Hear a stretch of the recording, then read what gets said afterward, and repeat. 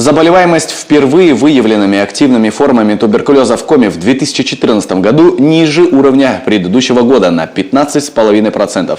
Больных бациллярными формами стало меньше и вовсе на 28%. Впрочем, как отмечают фтизиатры, обольщаться все же не стоит. Это не столько снижение, сколько стабилизация. Больных действительно стало меньше, однако формы заболевания оказались сложнее. Любовь Лапина погрузилась в проблему.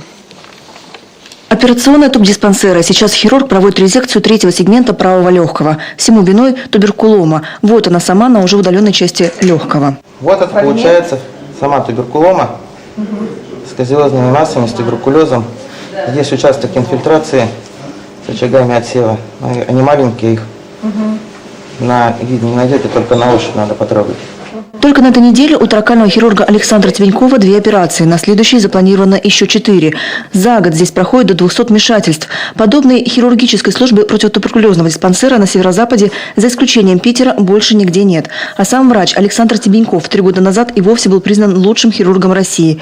По его словам, порой резекция части легкого – это самый адекватный метод лечения. Препаратами процесс лечится небольшие процессы. Если большие деструктивные формы, они практически в 100% случаев подлежат оперативному лечению. Деструктивные, то есть это когда есть распад в легочной ткани.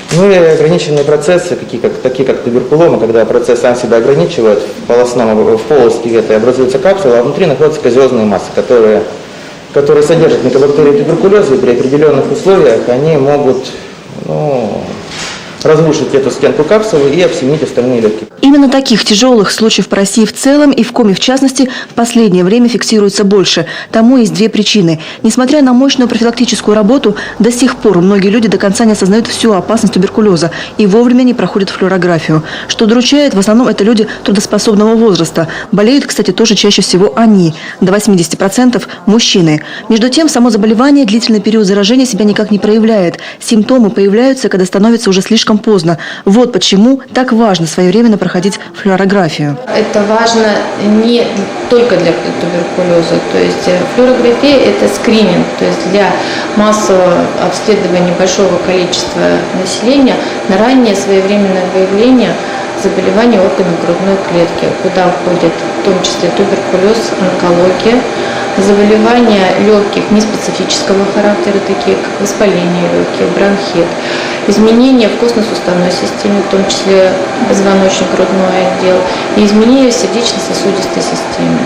Еще одна причина, по которой тяжелых случаев становится все больше. Сама палочка Коха мутирует. Развивается туберкулез с множественной лекарственной устойчивостью. Так, если более слабую чувствительную форму можно излечить за полгода, то на устойчивую требуется 2 года. А один такой больной обходится государству 800 тысяч рублей. К слову, некоторых пациентов, уже не представляющих угрозу окружающим, сейчас лечат на дому. Впрочем, прием лекарств все равно идет под строгим контролем медиков. Мы ездим 5 дней в неделю, плюс еще и в субботу. Получается, у нас постоянно люди под наблюдением дома принимают по приказу номер 50 таблетки вот именно в присутствии медсестры.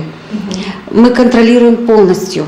Стационарный дому очень удобно для больных, не только для нас, потому что контролируемое лечение согласно наших приказов 50 и 109 происходит дома. Больному не надо лишние затраты делать. Он приезжает, к нему привозят лекарства в определенное время, то есть почти в одно и то же время. Такая система заработала в тубдиспансере в 2006 году и хорошо себя зарекомендовала. Изначально было 10 коек, сейчас их уже 40. Помимо Сыктывкара по такой схеме работают в Воркуте, Инте и Печоре.